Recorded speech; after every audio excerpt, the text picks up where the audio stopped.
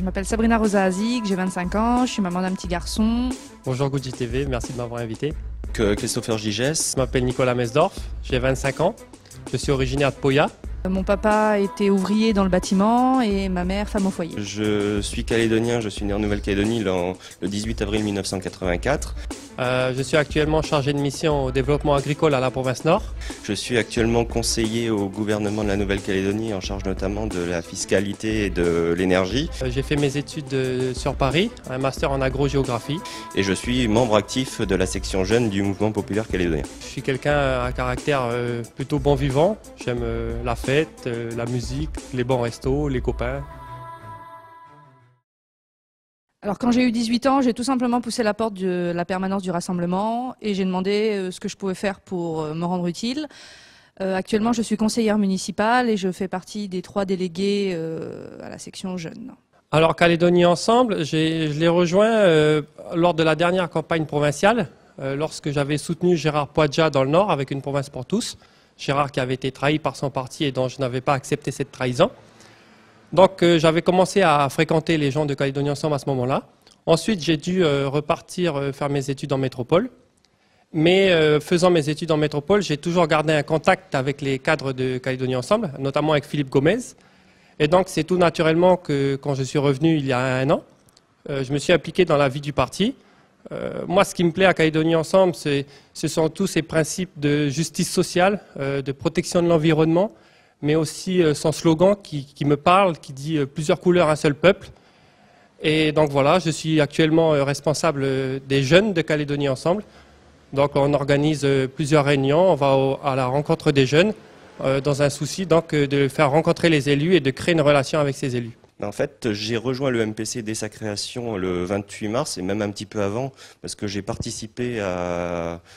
au désaccord de ligne politique au sein du rassemblement entre une ligne politique qui était proposée par Pierre Frogier qui consistait à dire qu'il fallait continuer les concessions unilatérales à l'égard des indépendantistes et une autre ligne politique qui disait qu'il faut discuter avec les indépendantistes mais que les concessions unilatérales s'étaient terminées et qu'il fallait plus de fermeté dans les discussions. C'était une ligne qui était incarnée par Gaël Liano, Sonia Baquès, Gilles Brial et bien d'autres et ce qui a entraîné la création du MPC. J'ai donc adhéré tout de suite au MPC parce que ça correspondait à mes valeurs. En plus, il y a un lien fort avec l'UMP, ce qui est très important pour moi. Ensuite, sur ma place au sein du MPC, j'ai envie de dire c'est pas le plus important. Ce qui compte, c'est la place des jeunes au sein du mouvement. Et on a une grande place en fait au sein du mouvement populaire calédonien. La section jeune est présente dans les statuts du mouvement. Le délégué jeune siège au conseil politique. Il y a dans les statuts du mouvement également une volonté affichée d'un renouvellement de la classe politique calédonienne. Et c'est tout ça qui fait que les jeunes ont une très grande place dans le mouvement populaire calédonien.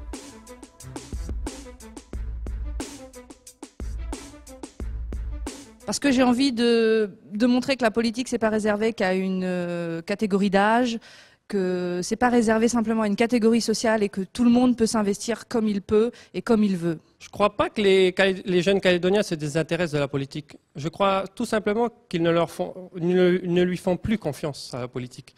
Je crois qu'ils ont été déçus de ces dernières années. Ils ont été déçus des querelles politiciennes. Moi, ce que j'ai envie de leur dire, c'est qu'il y a quand même des politiques en qui il faut croire. Il y a quand même des politiques qui se lèvent tous les matins pour faire de ce pays un pays de paix et de prospérité. Et donc, moi, j'ai envie de leur transmettre cette confiance-là que moi, j'ai envers ces politiques-là. Tu sais, j'ai pas envie dans 10 ans de me retourner et voir une Nouvelle-Calédonie que je veux pas, une Nouvelle-Calédonie indépendante et me dire bah, t'as rien fait pour changer les choses. Donc c'est le sens de mon engagement politique, me battre pour mes convictions.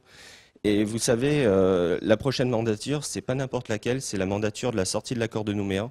C'est là où va se décider si la Nouvelle-Calédonie reste dans la République française ou pas.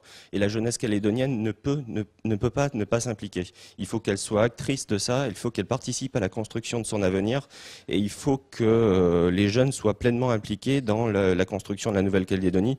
Je fais pas du jeunisme démagogique où il faut que les jeunes décident de tout. Je dis qu'on ne pourra pas faire sans la jeunesse calédonienne. Il faut qu'ils s'impliquent réellement dans la construction de leur avenir. Et c'est bien que Kuji s'intéresse aux jeunes des partis politiques, ce qu'il est important qu'on puisse débattre, qu'on puisse discuter, et ça serait intéressant que Kuji puisse organiser un débat entre les différents jeunes des partis politiques, parce que je serais particulièrement intéressé de savoir comment et pourquoi les jeunes indépendantistes disent que l'indépendance va améliorer la vie des jeunes Kanaks et des jeunes Calédoniens en général, parce que pour moi ça ne sera pas le cas.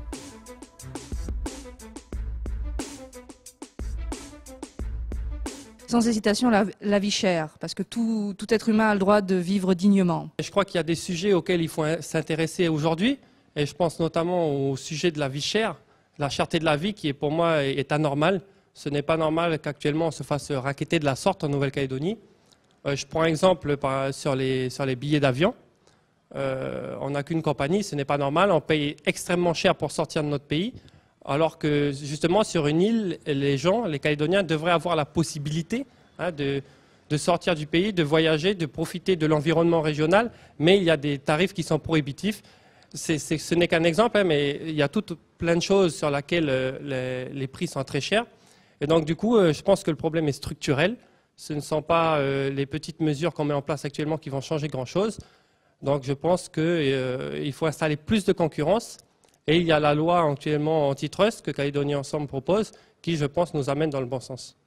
Vous savez, j'ai assisté comme pas mal de gens à l'élection du président du Congrès il n'y a pas longtemps, où Roquan Mitan a été élu président, où on a vu une confrontation d'ego entre une génération d'hommes. Je ne parle pas forcément d'âge, je parle d'une génération de personnalités politiques qui ont grandi ensemble depuis 30 ans et qui ont appris à se détester.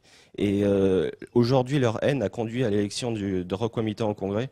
Ce que j'espère pour la Calédonie, ce que je souhaite vraiment pour la Nouvelle-Calédonie, c'est que les prochains responsables politiques, les prochains élus, la nouvelle génération d'hommes politiques et de femmes politiques soient capables de se réunir sur l'essentiel le moment venu. C'est normal qu'il y ait des différences, des sensibilités différentes entre les partis sur l'économie, sur le social, mais pour le maintien de la Nouvelle-Calédonie dans la France, il faut qu'on se rassemble. Pour le maintien de la Nouvelle-Calédonie dans la France, il faut qu'on arrive à se retrouver sur l'essentiel, et j'espère, et c'est mon souhait pour la Nouvelle-Calédonie, qu'on sera capable de le faire dans les prochaines années.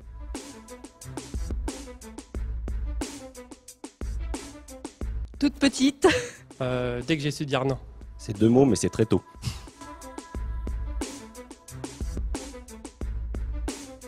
La justice, et en particulier la justice sociale. L'honneur. La liberté. Non. Non. Non. Demain sera un jour meilleur. Force et robustesse. Oser. On ne fait jamais vraiment ce qu'on veut, mais on est responsable de qui on est et surtout de qui on deviendra. Si tu veux les étoiles, vise le ciel. C'est plusieurs mots, mais j'ai de la chance.